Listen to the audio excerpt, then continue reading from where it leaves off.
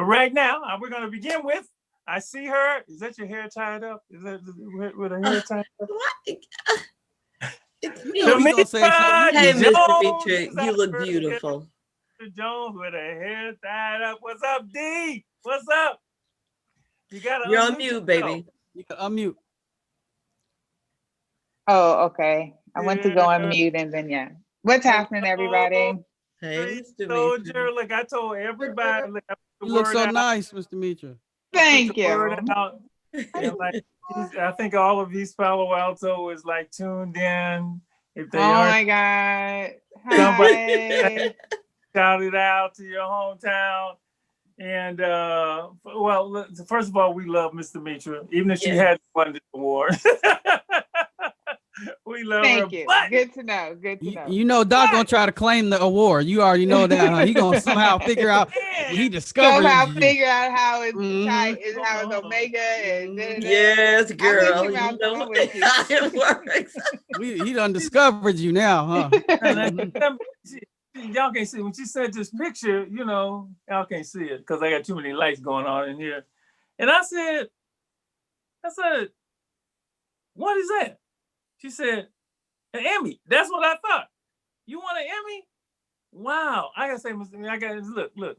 It's like Kamala Harris is the first, obviously, is the first vice president I ever known. Oh, there it is. Look at that picture. That's cool. That picture. That's classic right there. Cheshire Cat in Alice in Wonderland could have more teeth. I just love that smile. You're just glowing. You made me so happy. The hair too.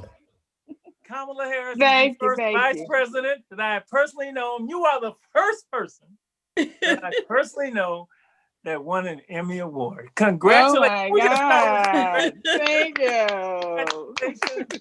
you. And we had to get the story, let the world know, and then whether you like it or not, we got to talk about your journey to the Emmy, because you know, I mean, it's probably the first many. Pretty soon you have so many you won't even talk to us. But right now we're gonna like get the whole journey. But just tell it. First thing, Larry Moody asked me, "What did she win for?" So you got to tell people right off the top, because people wondering, what did she do to win an Emmy?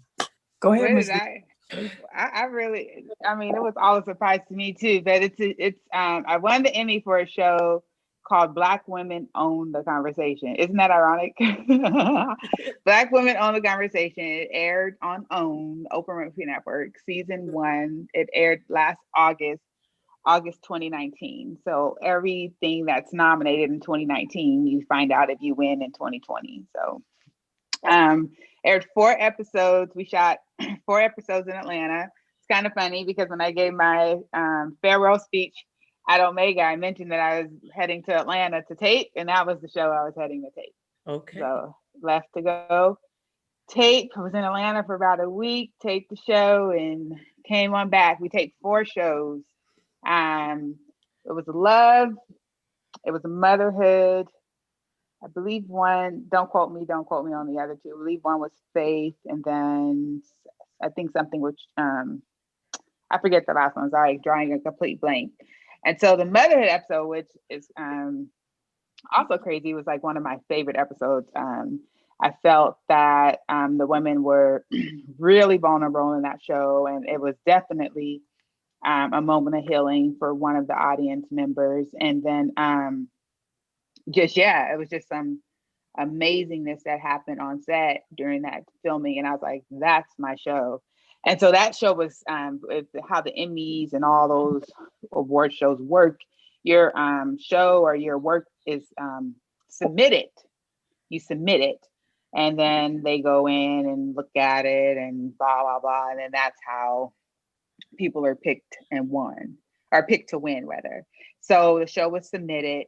And like we all knew that it was submitted, but you know, you submit it, you're like, okay, yeah, we submitted. Let's just see. We get it, we don't. But when it was nominated, you get even excited when the show is nominated, because you can put that on your resume. Emmy nominated, right? So you get excited at the nomination, right? So we were excited about it. And then the show aired. It was virtual, so it was several different airings of the Emmy Awards this year because it was virtual. Right. And when it aired, I was actually in Mexico. So I wasn't in the States when it actually aired, but I caught like a clip of it or what have you. And it was so strange the night before. I was like, we're gonna win. We're gonna win that Emmy. But I didn't think anything. I was just like, oh, we're gonna win. And so the next day, yeah, it was announced, and lo and behold, the show won. But at how all of this works. So when a show wins the Emmy, like the executive producer, so like so many people could be executive producers, you have so many producers on a show as well, right? So the executive producer automatically gets it, right? Like that's the gratis statue, name, show, blah, blah, blah, like the automatic statue. But then the other statues, names are submitted, names have to be cleared, and then and then that's when you go forth and go ahead and get your statue, right? So everyone on the show doesn't get a statue. There's a certain level that you have to be on the show in order to get it, right? So I work for a media company, and my job at this media company, I supported the CEO of the company, right? So, and the CEO of the company happened to be the host of the show, right? But supporting him, because everyone knows how Miss Demetra works, I'm just gonna get stuff done. So this show lands, I'm like, okay, what needs to be done? So in all honesty, like I touched every part of that show. From content development to helping with audience selection, going through questions. And then there's what you call a showrunner. And the showrunner, she's the one that comes in and here's the show. This is what we're doing. We need you to take all these ideas and put them together the way they need to put together with your brilliantness, right? That's what the showrunner does. So worked alongside her. She was freaking phenomenal. And this is even before I got to Atlanta. So I mean, and I know we always talking about like being the only person of color at a company, right? Being the only this, only that. And a long time ago, I realized that there could be an advantage to that. And so I started to lean into the advantage of being the only one on the job, right? So being the only person of color or being the only Black woman on the job, right? I started to lean into that. And so I was the only Black woman on the job. So I leaned into it big time. They literally took my head, went inside my brain, and just got all these questions answered just regarding just Black women, this and that, and what have you. And then even with the marketing of the show. So the media company I work for produced the show. It was their brainchild, right? But the media company I work for, they don't have a network to air the show through. So now we got to go to Omega. Omega has a network. Hey, you see this show? It's pretty powerful. We've done it here, we've done it there, and we want to do this one for you. What do you think? Omega looks it over, blah, blah, blah. Or we shop it at another network, da, da, da. So the network that picked it up, that said, yes, we want to do this, is Oprah's network, the Oprah Winfrey network, right? So they're the ones that picked it up. And so in working with all them, like they had to sign off because Omega's not going to let any old thing come on their network. It has to meet a certain excellence to it, right? So like you got to sign off on it, blah, blah, blah, blah. So went through all that thing, worked with that, and it was time to, now you got to market it. Now they say, yep, you could do it, but now we got to let the world know we're doing it. And the marketing for the show started. It was, I said, they were, Demetra, we need you to watch this. I watched the marketing for the show and I was like, no.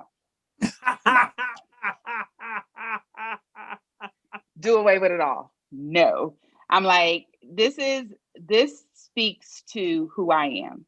And every Black woman and everyone has their shows, everyone, moves how they move, and it's no knock, but every Black woman doesn't fall under the caliber of a Real Housewife or a Basketball Wife or that's not every Black woman. So I am the one that's going to watch the show and let me tell you who I am and allow you to speak to me.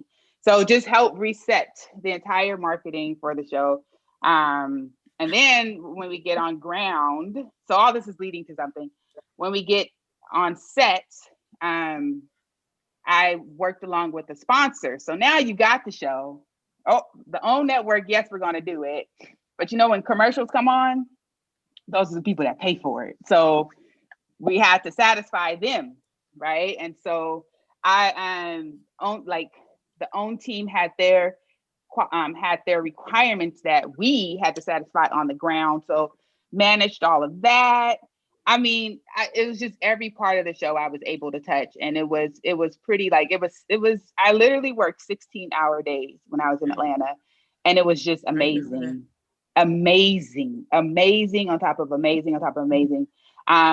Stacey Abrams was on the show, so she was on one of the episodes, and it was just amazingness that I got to witness, and so. And on top of that, still had to do my job, like support the host, the CEO of the company, still had to do all of that too. So pretty amazing. And so now fast forward, get nominated. And once the show won, I get pulled by my then boss and also co-founder is like, we want you to know that you're getting a trophy as well. And I was like, what? So you got the statue? Yeah, so nowhere in Hollywood you ever walk me running around. You got it there? You got it there? Oh yeah, I have it. It's here. You setting it up? You making us wait, I guess? Oh, I didn't even grab it. I'll grab it. I'll run and get it. But it's funny because it's a ongoing joke in my mom's house because I brought it home to my parents, and my mom, I think she called everybody in her cell phone. It's a real life Emmy, right? And so then she's like, well, are you going to put it in the living room? And I was like, nope, this one's coming with me, because it's an ongoing joke that she took my degree from Spelman, and I haven't seen my degree from Spelman since. So I'm like, no, I'm keeping this one. So yeah, I have it. It's here. It came in like this black box and this and that. So what I was thinking when you get the award, I was like, oh, it'd be pretty dope. Like, you know, it'll just say Black women own the conversation, you know, and like the category we won in. So I was like, oh, that's pretty dope. Like, it'd be pretty exciting. So what the kicker was for me is when I finally went to go pick it up and I opened it and my name was on it. Oh. I was like, oh man. So that was the kicker for me. Like, oh my God, this is freaking phenomenal. So yeah. So I'm gonna jump in, and when she and I are on the phone, we're having a conversation about I don't remember what. And then she says to me, well, I'm gonna be going to pick up my Emmy tomorrow. I said, what? Emmy? Wait a minute. What? I had no idea. This one, she held that. I would be sleeping with that Emmy right now. I mean, Mr. B, go get it. Okay. Give me one second. And Mr. Mitra, let me say this before you leave. Is because it was virtual. You know, the one thing you didn't get to do is walk down that red carpet. So right. Maybe when you come back to Omega, we have to find a red carpet and let you come out. It was so funny. I even think, because I don't know what would happen if we were live, like if I would have been invited to attend. I don't know, because again, like everyone doesn't get to participate in that. And so it was just like, it was huge when I did it. And I know the work that I did on that show. Now, I'll never go around Hollywood like I'm an Emmy nominated producer. Like I won't. Yeah, but you can. Yeah, you can.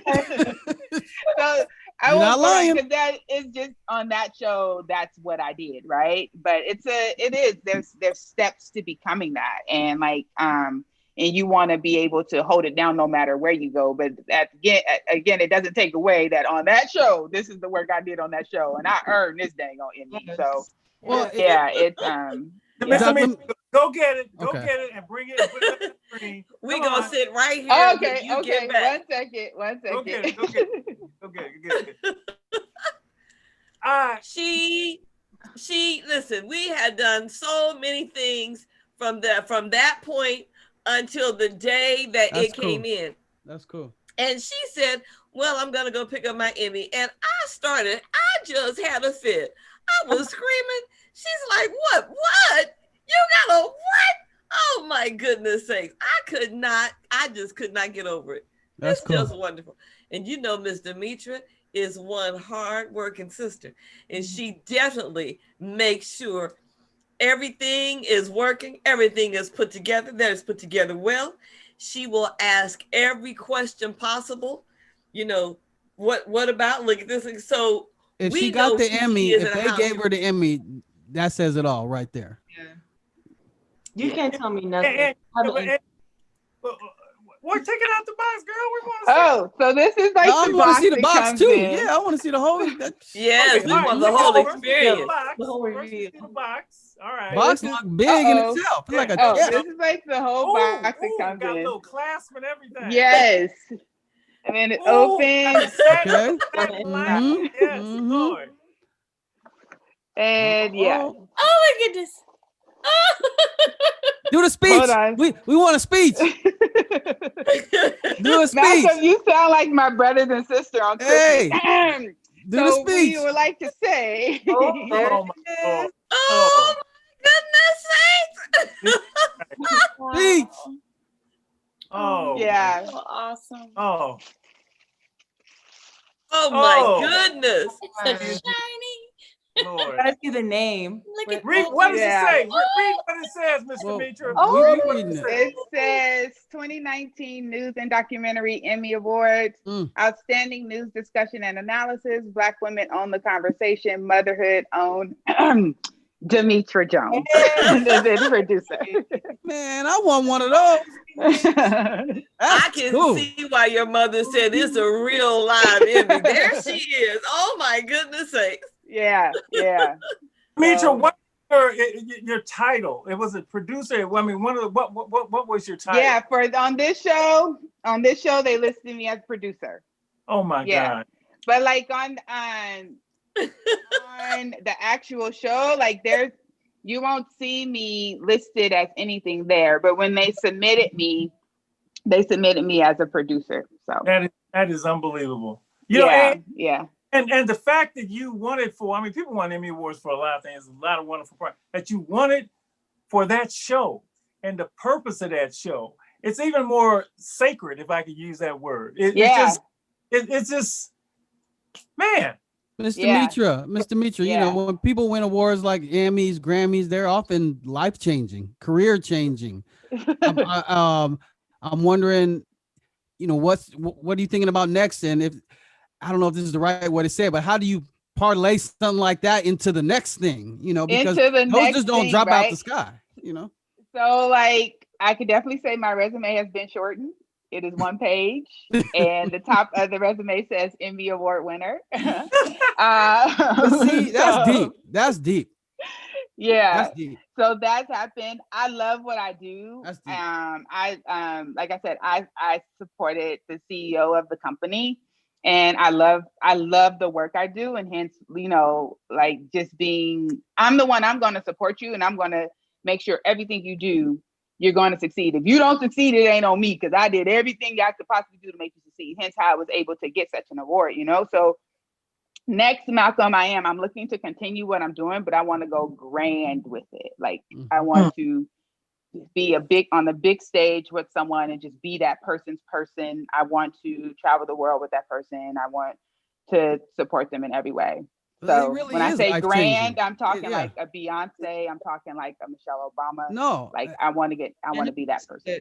Manifest. Well, yes. Yeah. I said it is like life. No, it is life changing. I mean, it really. Just what you said. My resume says at the top, Emmy Award winning. You can't. You know. And it's true. And it's true. Yeah. You don't even got to read So I it. say it in my head. gotta I read say it it. in my head. I guess I could get it out. Like I say it in my head in the interview. Like, well, why do you think you qualify for this job? Well, have you ever met an Emmy Award winning executive personal assistant? Okay, enough said. That's why I know I'm qualified for this job. And if they really treat you, and then you say, how many Emmy Awards have you won? Right. What about OWN Network? Has there been any talks of doing something else now based on the success? Well, it did like it was more. So that was season 1, and then like it was going into season 2, and they have run it. So we did a COVID special with Black women on the conversation. And then there was another Black women on the conversation as well that aired. But if anything's in the talks, I'm not sure what else is going on. But they have there's a lot of other shows that they're working on too, and also movies. So yeah. Could you have imagined growing up in EPA, a young woman growing no, just think about the journey. See, to me, and this isn't the end of the journey. This is just, this is just a stop along the way, right? But I remember when we met you, and of course, you go back to, Heather and Christina and all that. Can you have imagined? Come on now. Like, even when it's like, my thing is like, I want to support someone, right? Like, my background, I was a trader, and I've always wanted to be in media and entertainment. I just didn't know how to get there, right? And so all these steps that I took, not knowing that, I couldn't name it. I couldn't like tell you, but I just knew like where I wanted to be, and I kept that with me. So all these steps I took got me to this, right? And so and even when I landed in media and entertainment, like an Emmy, that was the furthest thing. But like, right. I don't even think it was a space in my head that processed that. Like, because the line of work that I do in the industry does not have anything to do with an Emmy, right? And so right. I get like when the producers won, and it was a big, because like one of the producers was like, she's like, I cried. Da, da, da. So I get it, because that's what you strive for when you're a producer. Emmy, Oscar, Global, like Golden Globe, like those are the things you want. So I didn't process any of that. I'm just like, I just want a strong recommendation for the next job. Like that's like what I strive for, right? Or like, so to just like, again, and to get this and to sit back, I'm just like, Dr. Marshall, this was my intro into the media and entertainment world. First time. This is the intro. First time. Like, never in a million years. It didn't cross my mind. But and I'm not saying this wasn't easy. There was, this is still no, there was blood, there was sweat, there was tears. And it wasn't easy. And I know there was many times where I was like, Mrs. Stell, yep. But I tell you, and this is where Omega can own the statue, because there was many times where there was plenty of coachisms that went through my head. There was plenty of times where those muscles that we teach, that you got to exercise, the ones that we teach about in that classroom, there was many times where I had to exercise those muscles and strengthen them and build them and hold on to them. And even in the end, in like a year in review, I sat down and used the words, there's never, ever an excuse for bad manners. Never. So it wasn't just this walk down the red carpet to get this. Hey, Demetra, that might have been the difference between having your name on that Emmy and not having it. Right. Straight up. Right. So this wasn't just Mr. Mitchell, let's throw this one at you. This is one of Mrs. Never give them a reason to tell you no. That's right. That's one of my favorites. Tells the kids that all the time. Don't give them a reason to tell you no. If they tell you no, that's just not where you're supposed to be. So I knew. So it was definitely a journey. You have been prepared. You were definitely prepared for the process that you went through. And I know that it wasn't easy. Even though I didn't know everything that was going, I knew and I know a lot of what you went through. But Miss Demetra, you have the ability. I mean, even though there was a lot, I hear you saying that you used the information that you shared for yourself, but you also were sharing and demonstrating that same thing. You were teaching as well as learning and practicing what you taught, because what you did, because for you to say that you knew that episode was going to win tells me that the magic that can happen happened during that episode. Do you hear what I'm saying? You can see not only with your eyes, but without your eyes. You hear with more than your ears. You see with more than your eyes. You feel with more than your hands, and you are led and guided by your heart. And then you double check in with your brain. You are gifted and blessed, and yes, you will be challenged. No, it may not be easy. And if this is the intro, it's just the beginning. The red carpet is coming. You got my number. When it gets there, you make sure I will find a pair of heels and a dress. I'm coming. Because it's coming. I am just so proud of you. And I just love you dearly, and you know it. Oh my goodness. Congratulations. Thank you. Congratulations. I just want to say real quick Thank you. to Miss You know, Demetra, Miss, award-winning Jones. Congratulations. And this is just so inspiring just to hear, you know, your story and just how you basically manifested that reward for yourself. And this is only the beginning. Like, you're literally a representation now. I just want to Thank you. So, Thank you. Thank you. see like your journey, what else has story for you. That's so Thank you. Thank you. you know, Mr. Demetra, I would say this was always you. They just now finding out. And you know, the thing about something like this, there is no direct route. See, there is no, you know, follow the step. It's vision and believing in yourself and believing in what you want to do, and then putting in the work. Believing in yourself and putting in the work. Now that's a mouthful right there. And I got to say this, and I just seeing the joy in your face. You know, the journey is just glorious, and hearing you describe that whole process, you can't beat that. You can't beat the journey. The statue is just the representation of the journey, and you know, I'm just glad that, you know, that we've been able to be part of it, that we have been able to put whatever we have into, you know, keep it moving for you.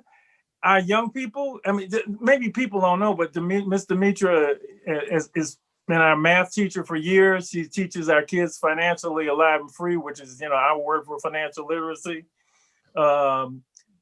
You could use the word role model and all of that. But I would add that she actually, you talk about practice what you preach. And if here's just another example of, to our young people, if you don't think what we're saying, you know, is good and works, then you crazy.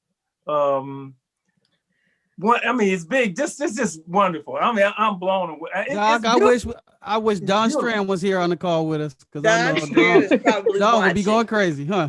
He is watching.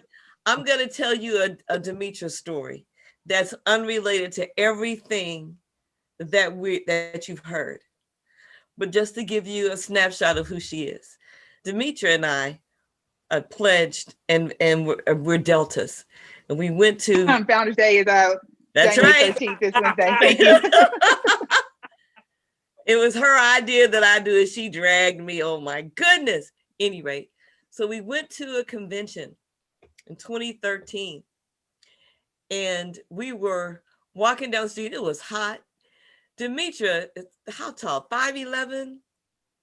6. Yep. Okay, my bad. 6 feet. I'm 5'3". We were walking down the street, and there's this homeless man. It's a big brother, and he's standing out there, and he's pretty, I don't even know if she remembers. He's pretty, he's kind of animated and loud, and he's hungry, and he's talking, and he said, you know, you got some, and Demetra said, are you hungry? Now, I don't mind putting some money in the bucket, but she said, are you hungry? I mean, she's like eye to eye. He said, yeah. We would buy McDonald's. He said, come on in. Let's get you something to eat. We went into McDonald's, and she said, all right, so here they are side by side. He's been on the street for a while, so he's not clean and all prissy. He's probably not smelling good. I don't remember. But she said, come on up here and place your order. And she was like, place your order. What do you want? And he looked at her like, what? And she said, place your order. Tell him what you want. And then he ordered some food. And then he said, okay, he's kind of, and then she said, well, do you want something to drink? And he's like, what is wrong with this woman? And I'm thinking the same thing. What is wrong with this woman? And he said, well, yeah. She said, well, order it. Go ahead and tell him what you want. He's ordered his drink. He got his food. And he said, thank you. And she said, okay, then have a good day. I was like, this is who this woman is. And then we just take off walking through DC, just like that's who she is. Okay? That's who she is. Thank you. And Mr. Demetra, Doc, let me say this real quick. Don heard me talking about him. And so he said, I'm sharing it, Don. I hope you don't mind. He said, I am so not surprised of Demetra's accomplishments. She's an amazing woman inside and out. Congratulations. Yes. Thank you.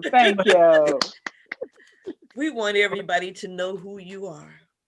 Yes, well, it's been a journey, and yeah, it was so funny on Christmas. My sister and my brother well, we didn't get the show, but we're going to do it, and we want to say who the nominees are. Black women own the conversation, and then this such and such show by such and such network, and it was a card and everything. They pull out the card. Yep, and that's right. That's right. That's how they're supposed to do it. Oh my goodness. We had a whole award show in the house on Christmas Day and everything. So it was good. But yeah, it's been, when I think about this award and all the people that have poured into me, and not only the people that have poured into me, but the people who are allowed to pour into me, because there's people in your life who want to pour into you, but you have to let them. Mm-hmm. And I can definitely say, I don't know, I think about that woman, Lisa, who's my mama, and I'm like, I don't know who set this woman down when it was time to raise me, but whoever it was, I want to come back and shake their hand, because I think she did a phenomenal job. Yeah. And that's not to say I'm a perfect daughter, but I know what that woman has instilled in me and who she has allowed in my life. Has taught me well. And I can definitely say the city of East Palo Alto. That's why on my post, I say straight out of East Palo Alto. I love the hell out of the city. And there's some amazingness that comes out of the city. Yeah. And there was some dark days in the city. And all of that has taught me and helped me navigate this whole world. And East Palo Alto is what brought me to Omega Boys Club.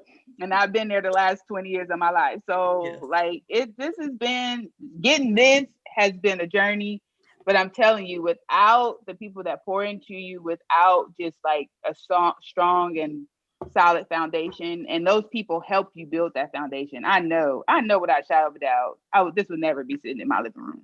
Never. Congratulations once again, honey.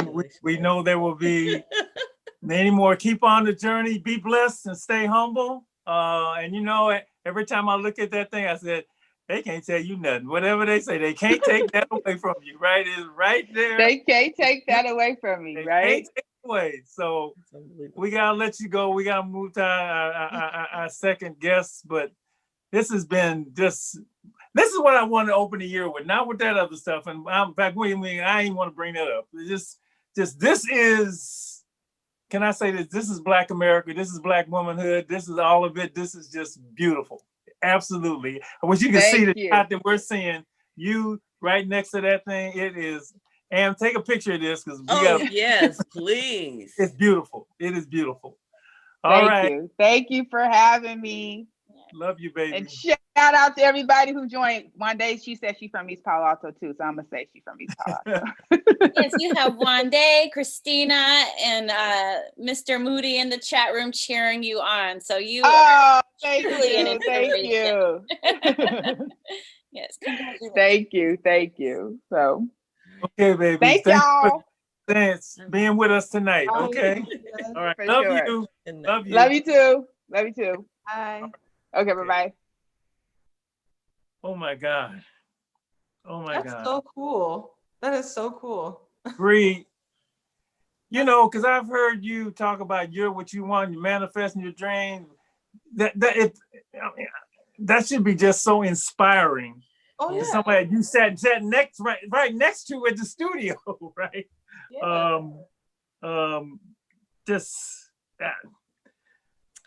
is just great. It really is. Man, I'm telling Donte to come on in.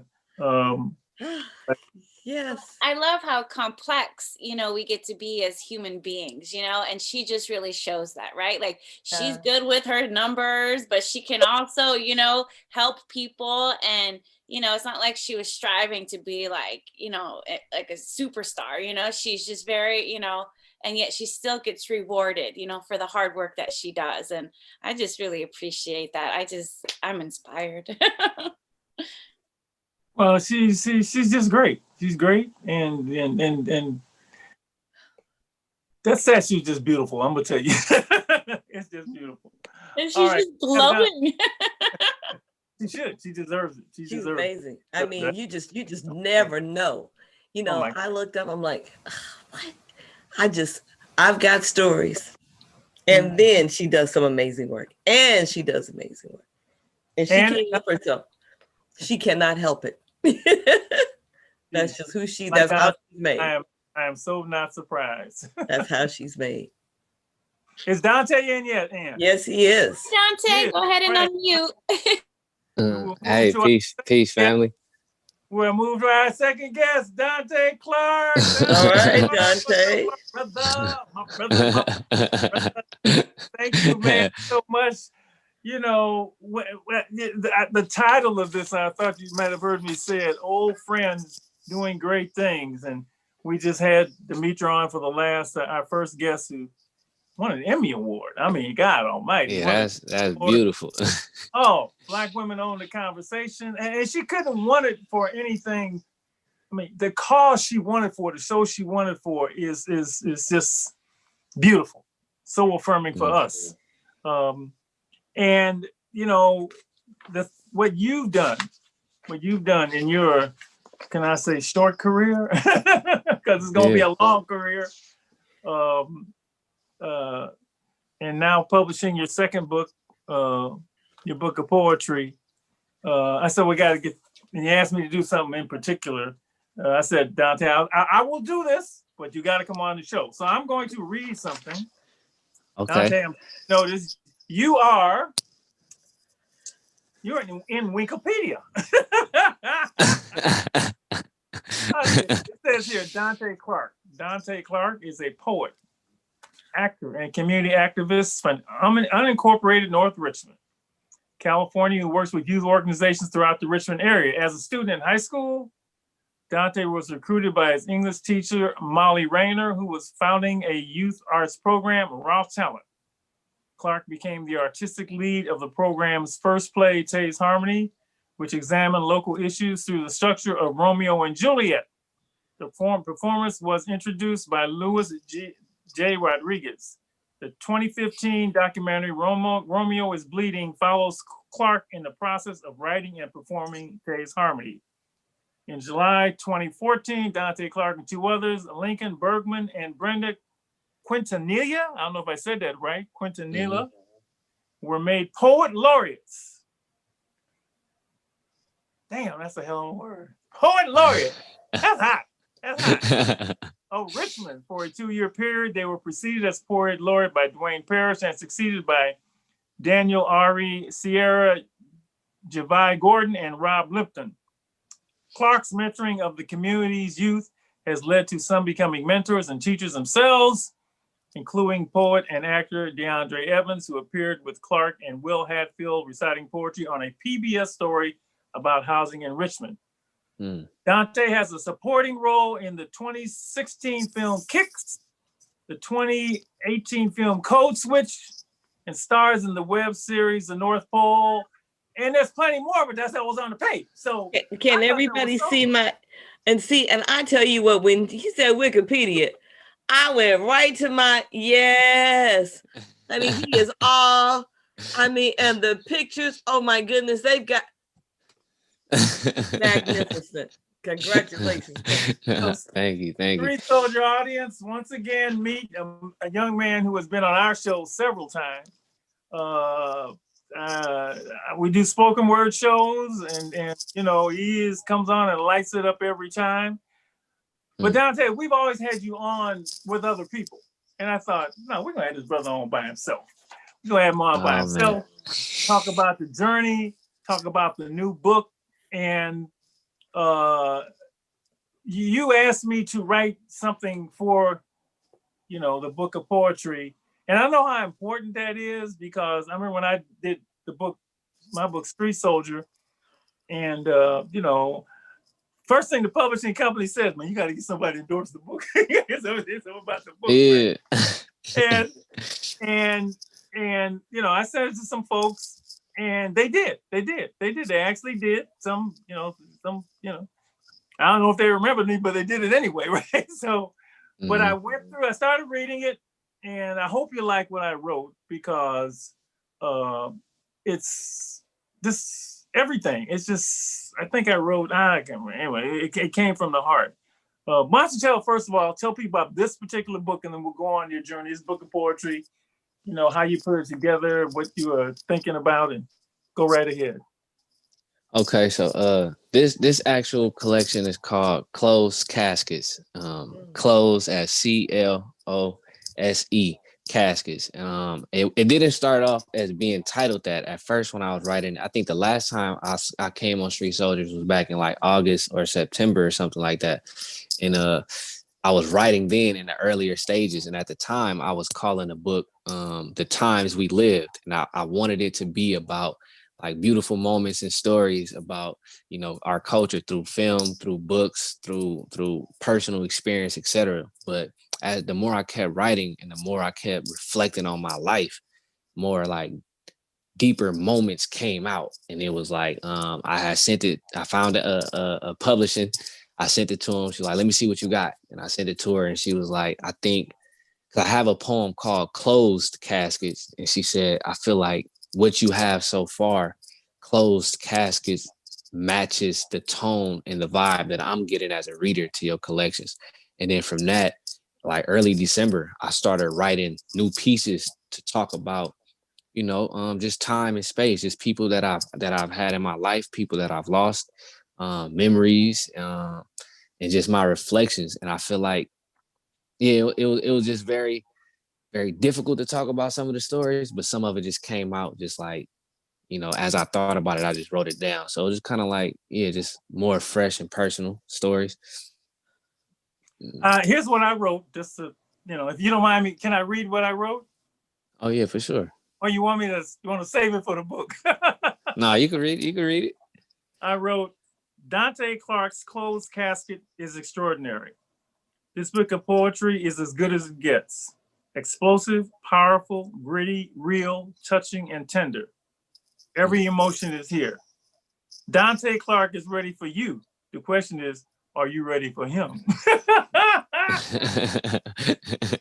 Yeah, I appreciate it. Every time that you come on the show and you do your thing, and I'm like, look, he's ready for you. Are you ready for him? Can you handle this? I mean, you ready? Because he's gonna hit you every fiber in your body, and it's not just in the words, and I'm it's you perform when you do your stuff, and that was also in my mind when I wrote that.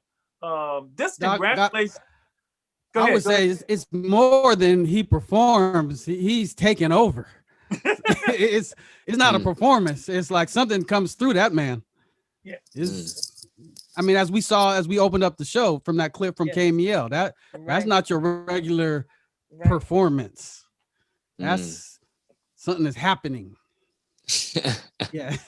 And I've been in, Doc, it's like, and I've said it before. I mean, I've been there when he's live doing his thing, and it's brought me to tears, you know, and I didn't even understand what the tears were. I just know the reaction, my spirit was, it was here. I don't know if they were from 1,000 years ago, 100 years ago, 10 years ago. I just know they start pouring out. And there's only a couple artists who've ever done that to me live, to where, you know, you just sitting there listening, and next thing you know, some tears coming down your face. So it's more than performing, brother. You tap in, as they say. Yeah, I like that. Tap in. Now, hey, your journey, like Mr. Demetra's, the same thing. It's just talk a little bit about that to this book. I mean, the things that could you have imagined? I love this unincorporated North Richmond, just like East Palo Alto, it's the same thing. Could you have imagined your way along this journey? I mean, yeah, what's this been like for you? It's kind of like both. It's like part of me, like in some of the stories and the poems that I talk about in the book, part of me didn't feel like I was gonna live this long. And I say this all the time, especially when I talk to young people, is because a lot of us, especially young Black males, that's how we feel. It's like it's age 18, 21, 25, 30, and maybe 35, and sometimes 50. It's like those are like golden years for us. We like, if we can make it to that, then we made it. But so a part of me felt like that. And then another part of me felt like, I just feel like I'm going to live longer than that. So I don't want to keep staying in this mindset that I'm going to die tomorrow. Because what if I don't? And what if I get older? I want to be able to, I don't want to waste too much time. So it's kind of like me facing my fears every single day. And it's like, it's particular situations that people can tell, like I come from a particular environment or a struggle, but I don't really go into the details of like what it was like to be from North Richmond, but I have to stay on the south side of Richmond and to catch the 76 bus through Central and South Side, and how during that time period in my life, Richmond was considered the murder capital of the United States. So like me at 15 years old having to travel by myself during the day and night through neighborhoods that my neighborhood is pretty much is at odds with. They killing each other, and I have to be on the bus or walk from the BART station. So I had to face in my mind death every single day. But a part of me felt like I can't be touched, but I'm not gonna be touched. And I had to have that mentality. And it's like that's kind of like been my journey through every single project of my life. It's like I can't be touched, but I won't be touched because I'm here. Once I recognize what I'm supposed to be doing and I tap into that, then that's gonna be my solitude. And I really just held on to that through every single step of my life. Every birthday, every project that I embark upon, every poem that I write, everything. Like I really take everything serious. Every single word that I write, I'm like, this has to mean something because I'm not promised and I never was, but I am though. You know what I mean? It's kind of like that both. It's like absolutely. You know, I think, and that statement, every brother who grows up, you want to call it the hood, the inner city, whatever, that journey, just that catching the bus, you know, going through neighborhood. I mean, mine is South Central, Los Angeles, right? And you know, it is when you say it's not promised, man, just going from home to school, you know, going across town to a party. I mean, the fear that you live with, that, you know, this could be it, but you gotta go, you can't stay in the house, you know, and that is like people, you know, I don't want to say white America doesn't understand, but a lot of folks don't understand it. They just don't get that paralyzing. Yeah, they don't. They don't get it. You just can't get that. That fear of when LeBron James says, you know, we really scared of the police. Yeah, you know, that and to capture that and to say that, and you put all of that stuff into your words, into your pieces, into your acting, into all of that, and it's just the ability to do that, and then to reach people with it, and then to keep going yourself. It's just an amazing thing. To take all that and turn it into this form, this art form. When did you realize that you had this in you, or did it just tumble out and it just happened? A part of me realized it early. Like I tell this story too all the time. Like in kindergarten, honestly, like I remember feeling like a slow learner. Because my mom's had to buy me this program called Hooked on Phonics. And on I had to, phonics. I had to listen to these tape recordings of like the alphabets, how to sound them out, and then what words associated with what letters.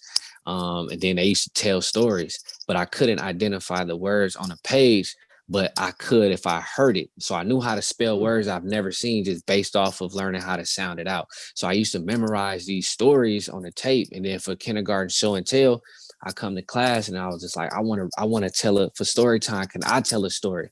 And the teacher let me tell a story, and I just recited a whole book to the classroom based off of memory.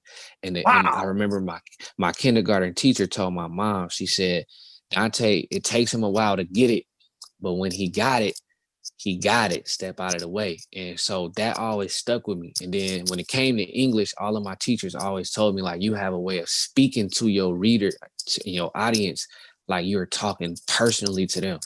And it was just one of those things that every English teacher, no matter what grade I got in a class or any other classes, I've always been affirmed in like writing and telling stories. And for me, that always came easy. Like if it was a 12-page paper, I knew I could pick my subject and then write the paper the day before it was due and still get a B+, because it was just like, I know what I want to say type of thing. And that was like 5th grade. So once I got into like 15 to 17 and I'm going through so many things and I'm like, I have nobody that understands me.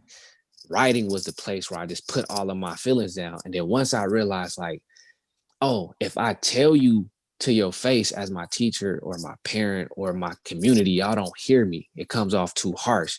But if I call it a poem, then you will listen.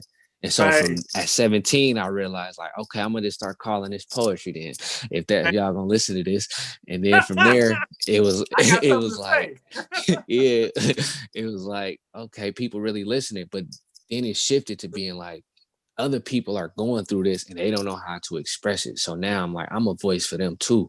So some of the poems, even in this book, is really my experience, but I also speak in first person a lot that I don't even realize that somebody may think that I'm actually, this is how I'm thinking. And it's like, nah, this poem is not how I'm thinking, but this poem relates to the fear that I had in my other poem that is how I was feeling.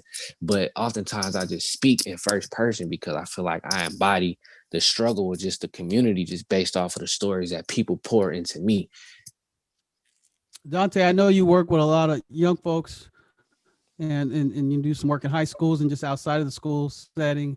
I'm wondering if you ever see that quality that you just described in a now that you're older, in a young person, and you know, and can identify that and what's that's like, or if that's happened to you. I didn't realize what you say to them to kind of bring that out. Yeah, man, I juice them up. I shower them with flowers. Like I get them they flowers from like 5th grade. We work with 4th grade, 5th grade, 6th grade, 8th grade, high school, college. Anytime I go into a classroom, I'm always eyeing who is the person that has a lot to say, but they not gonna say nothing. That's the first person I'm calling on, especially if I'm in control of the classroom setting. That's the first person I'm calling on, and that's who I'm talking to. And I feel like when I come into the classroom, I try to identify the person who is at risk just based off of me looking at them. It's an energy. I don't know how to explain it, but I can just look at a young person in their eyes and be like, if I don't say something that's gonna grab this person's attention, this could be the last moment. And so when I come, I talk straight to them. I don't care if it's 100 students, if it's 50 students. Sometimes for like 10 minutes, I'm talking to everybody, but I'm looking directly at that student. And I'm like, man, you raw, you got it. It's in you. It's in you. It's not on you. Only you didn't live through what you went through. You can get a blueprint to help save somebody else's life. You can do this. Instead of being a rapper, you can write a movie. Like, man, don't limit yourself. I go up, I talk to them with so much passion. And I feel like when they see somebody looking them in their eyes and shake their hand and hold their hand the whole time while I'm talking, like, bro, or little sis, you got it. What you doing? You need to play, man, you need to show that. Come on, what you doing? Like, I feel like, yeah, man, I love talking to the youngsters, whether juvenile hall, whether high schools. Yeah.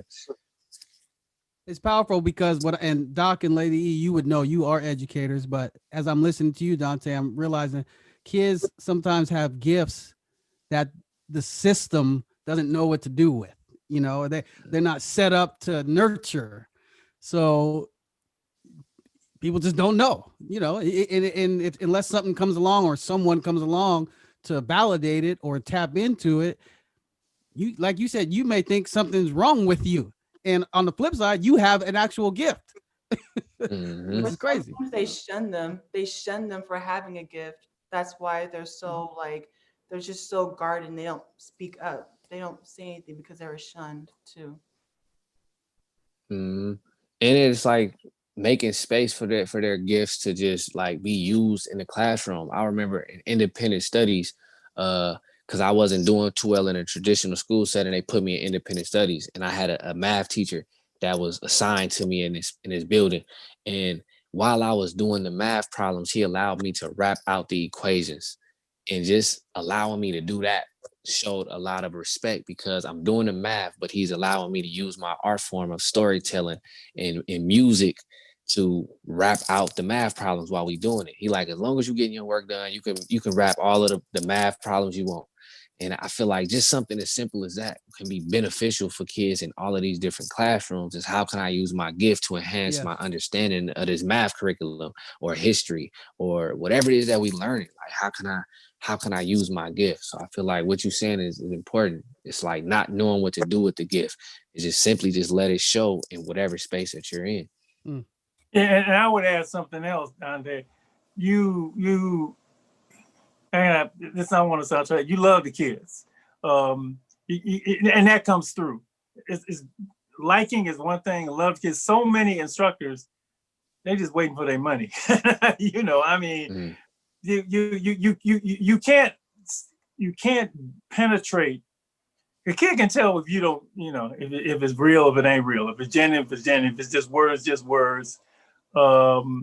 And I think that's a lot of our problems with the educational system is a lot of instructors don't generally love what they do. I mean, I love it. I mean, kids drove me crazy, but I loved them driving me crazy, And a lot of times, and I'm sure you can feel this when I say you see something, and then that they don't see in themselves or haven't given permission to see in themselves. And it's a gift and art form. It's a calling, and so thank you for that. Thank you for being willing to find the other Dantes in the world. I'm interested, and by the way, I do want you to do something after. I hope you got your poetry book there, because I want to. I got a couple pieces in mind. But the film thing, that I've been on the set of one movie, but I didn't act in it. And a few years ago, Spike Lee actually came to Hunters Point and did a film called Sucker Free City, and it was about that nobody in San Francisco liked for some reason, but okay, that's another story. Nobody liked that movie. I never heard of it. I remember JT the Bigger Figure was in it, and he got some boys from the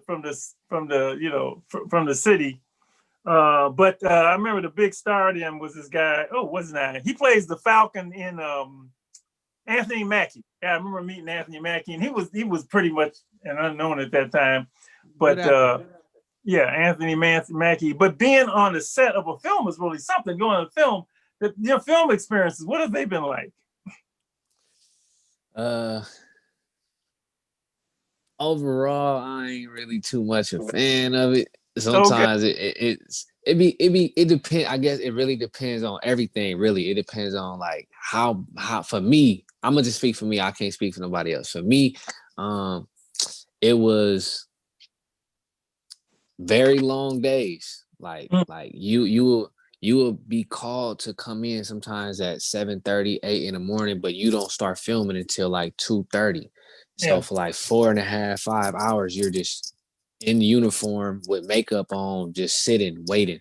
And sometimes they may get to you last and you have to be ready because now you're the last shot. And just like, they got to set up it takes sometimes an hour and a half for them to set up the cameras, and you got to sit in place, and then just for them to do like a scene that got like 4 lines, and then they got to switch cameras, so that could take another 30 minutes, and then something happens, so you got to take a lunch break. And it was just like the actual filming, the technical part sometimes it's frustrating, but the cast that I've been with, especially on the North Pole, is beautiful. Like I love them. Like it was so much fun. Like the show The North Pole is supposed to be a political comedy, but I feel like most of the comedy was happening in between takes, just being with the cast and the crew.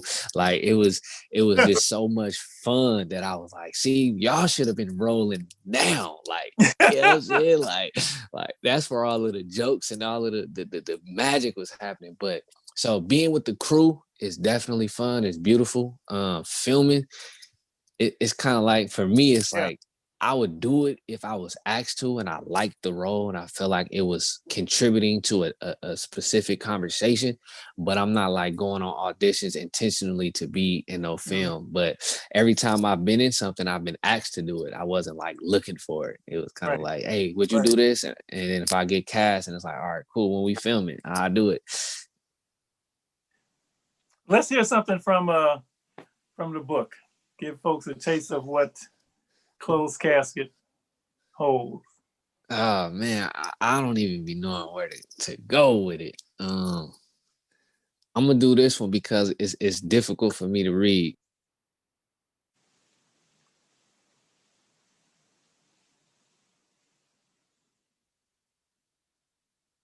Oh, hold on. Can you unmute again? Unmute. Hear me? Yep. Though he knows your heart, it's not until you know his that you'll be renewed. But we're poor people penny pinching and panhandling prayers for per diems. Prefer pushing and peddling, prostituting, and participating, purchasing the presence of presence to pass time. A pathological pathway of the proud. From peasant to pedestal, it's the pain of people who pretentiously post photos of prized possessions, paper, pendants, Porsches, and pistols. The perpetual penury of particular parenting that preludes to pee-popping and parking lot pimping. A plethora of portraits from Parchester to Philadelphia. Patron porn, parading poison to preteens while police patrolling. These project parties are a paradigm of pagan pandemoniums. Pose as positive, pretending pretty. Preach prolific, but be petty. Petty. Proclaiming peace with no prosperity. They say protest, protest, protest, till popped by projectile. Pause. Then protest. Must be the prey of politics. Performers of propaganda. Pupils of predictive programming and pages and pages and pages of paragraphs. Prose by papers, by poets, professors, philosophizing and pleading against mass promotion of the Paris and parables of our poverty. Paying for profits. Perhaps. Anyhow, just my personal perspective from the piece.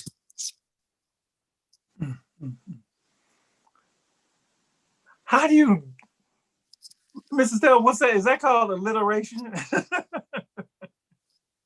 Mrs. Stell, where is she?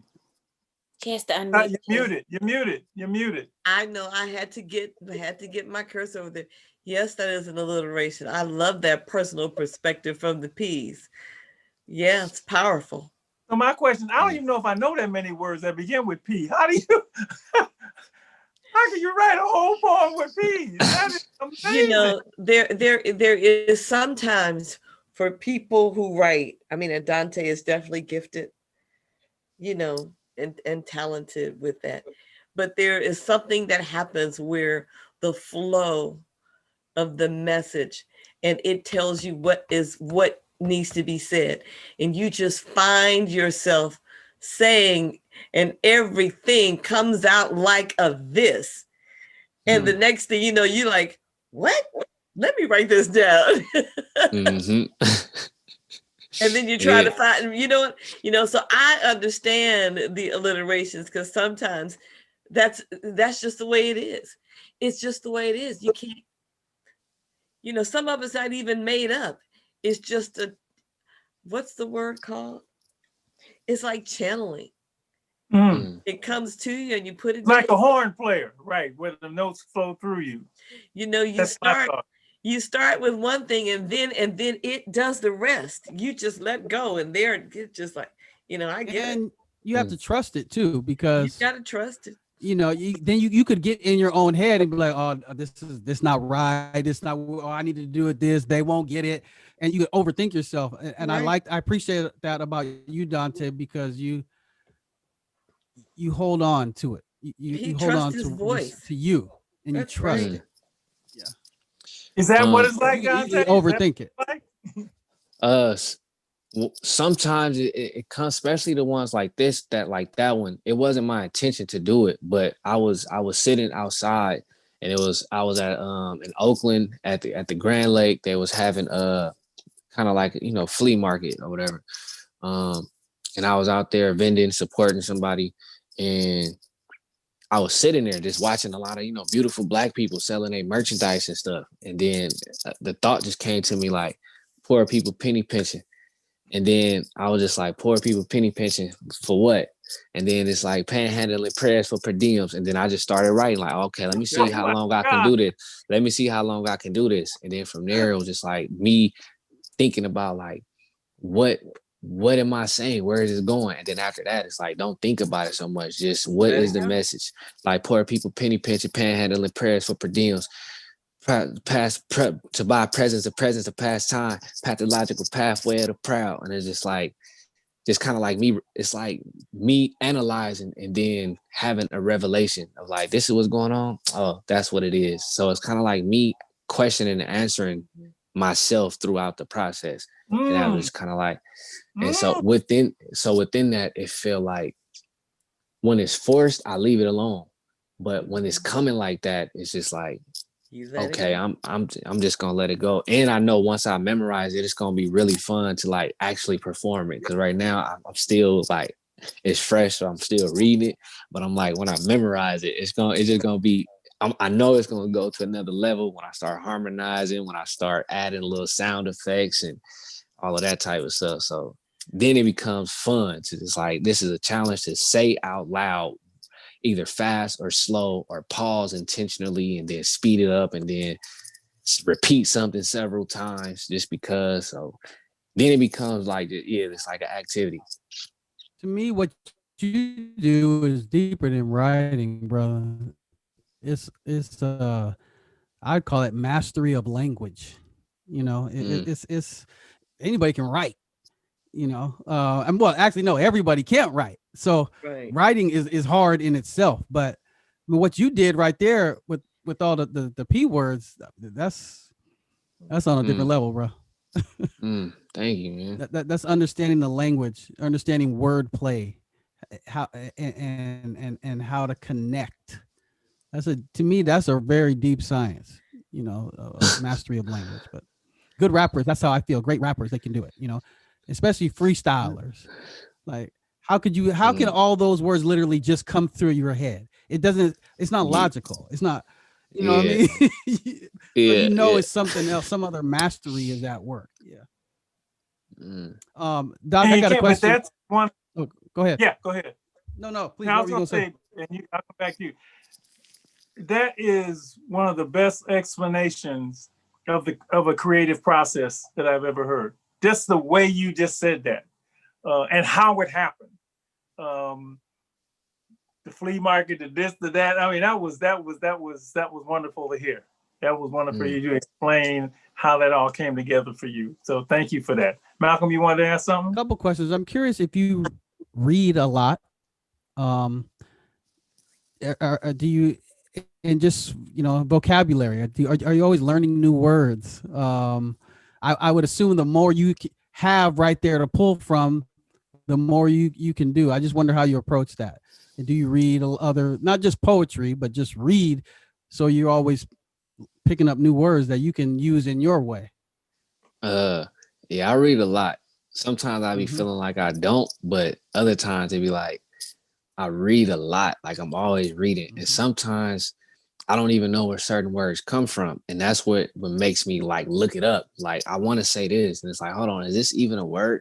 Where did I get this from? And then I look it up and I'm like, oh, that's not what I meant, but this has multiple meanings. So now I'm going to use this word. For example, like closed caskets. I know depending on how you say it can be close caskets or it can be closed caskets. And so just that simple word having two different sounds to it now has two different meanings automatically depending on who's saying it. And so sometimes it'd be like looking at words that I already know and then flipping it. And then other times it's like, I want to say this, but what is this the right word? So sometimes I look up words. Other times it's just reading, just hearing something. As I'm reading, a thought come to mind, I jot it down. Reading, a thought come to mind, hearing people talk, hearing people on the street talk, just analyzing older, especially older people. The way that, you know, our elders talk is just like, they just got such a Southern ism and idiom to just like the rhythm and just everything that I just be listening to be like, oh, I gotta jot that down. And so that's why sometimes I speak in first person as if it's me, but it's really other people that I've heard saying it, but I can relate to it. And it's just like, boom, I'm gonna jot that down. And then sometimes I flip that and then add to it or just change the whole thing altogether. But that pattern of words will give me ideas of how to replace it with new words and new rhythms. Yeah, I know young people love you. They do. But I'm going to tell you, elders love you. I know they. I know, you know, I can see you in the barbershop, although you ain't really had nothing to cut, but you in the barbershop with the brothers, you know, I mean, and being an elder, we love you. We love brothers like you, you know, because, yeah, go ahead. You want to say something? Because you said elders, and I just, you know, I said this before, but I'm as you would say, I'm going to put you on blast. You know, we got to link Donte with Danny Glover. I mean, I just think that needs to happen. That meeting of the minds needs to come together. You want to meet Danny, Donte? You need to put them together. I think part of the reason why Malcolm is saying that is because for the North Pole, I was one of the writers on season 2, and they asked me to write my own episode. And one of the scenes in the episode, they said, if you can imagine anybody to do this with, who would you do this with? And I'm like, Danny Glover. So I wrote a scene for me and Danny Glover, but the scene got cut because we changed the story. And so that elder person was removed, but it was a dope scene. I wrote it just how he talks. And I'm like, this scene will be perfect. And then I sent it to Malcolm. And then when Malcolm read it or he heard about it, he was like, oh, you got to meet him. So yeah, I wouldn't mind meeting him for sure. And we can still shoot the scene. That's what I'm saying. Let's shoot the scene, brother. Let me tell you. And to be on the camera right now. There are no accidents. He called me the other day. He did call me. Joe, man, call me back. So I want to tell you something. So I'm going to call him back. And as soon as he tell me what he tell me, I'm going to tell him about you. I say, Dan, you got to do it. See, all right. See, put it out there in the universe and make it manifest, and it will happen. Danny Glover is so cool, so easy. So, I mean, you just, it's just, to be with him, to meet him and spend time with him is gonna be like, so dope is just not the word. There's another word, I haven't found it yet. It'll be so easy. It's be like, yeah. Look, when you wrote, tell him you wrote a scene like that, he gonna go nuts. Really? For real, you did that? Thank you. Oh, wait a minute. And hey, hold on. On a national stage.